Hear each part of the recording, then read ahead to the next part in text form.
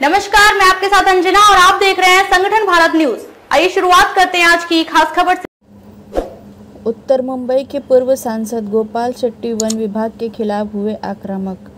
Supreme court के आदेश के बाद संजय गांधी राष्ट्रीय उद्यान के अंतर्गत बसे दामोनगर, अप्पापाड़ा, केतकीपाड़ा, धारखड़ी बस्तियों के घरों को तोड़े जाने का खतरा मंडरा रहा है।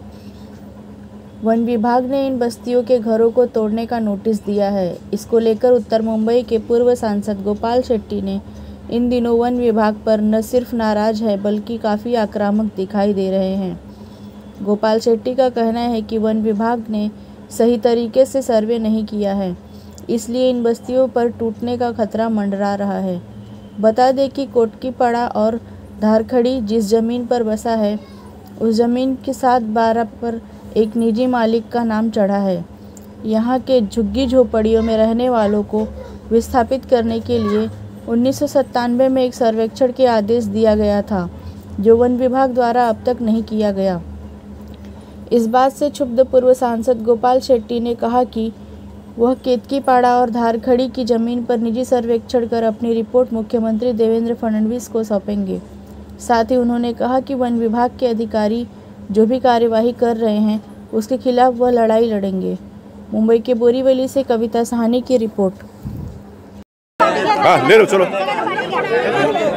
सर, काय म्हणाल, आज आपण केतकीपाडा इथे आलेला आहात। वन विभागाकडनं केतकीपाड्याचे छोटे दुकानदार आहेत त्यांना नोटीस देण्यात आल्या आणि त्यांनी अतिक्रमण केलं असा आरोप वन विभागाकडनं केला जाते। मला असं वाटतं थोडा चुकीचा आणि थोडा गैरसमज पण पसरलेला आहे।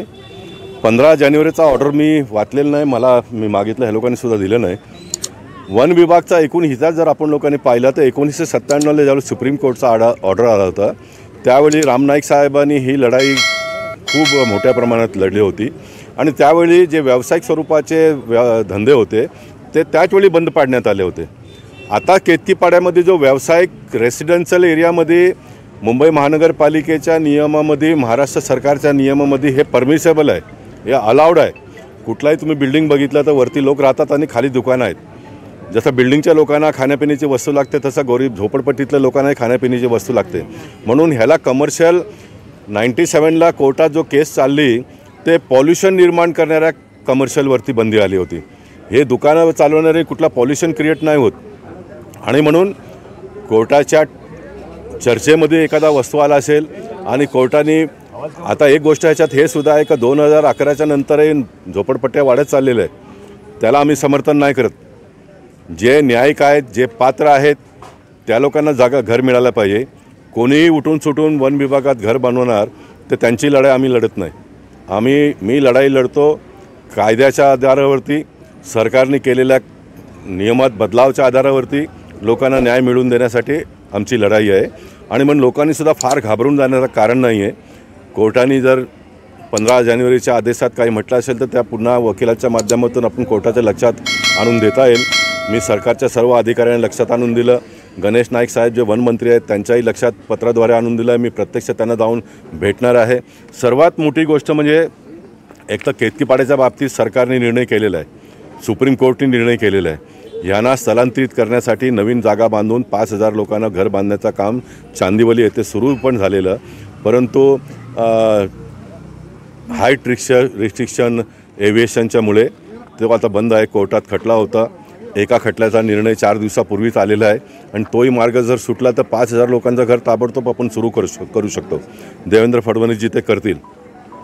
आज एक आनंदाची बाब ही सुद्धा आहे, उद्या महाराष्ट्रात 20 लाख लोकांना घरं देण्याचा भूमिपूजन होतं आहे। 20 लाख लोकांना मोदीजींनी जो कायदा बनवला, महाराष्ट्र सरकारने, देवेंद्र फडणवीसजी, एकनाथ शिंदेजी आणि अजितदादांनी जो कायदा बनवला त्या कायद्याच्या अंतर्गत 20 लोकांना घरं देण्याचा भूमिपूजन उद्या होतं आहे।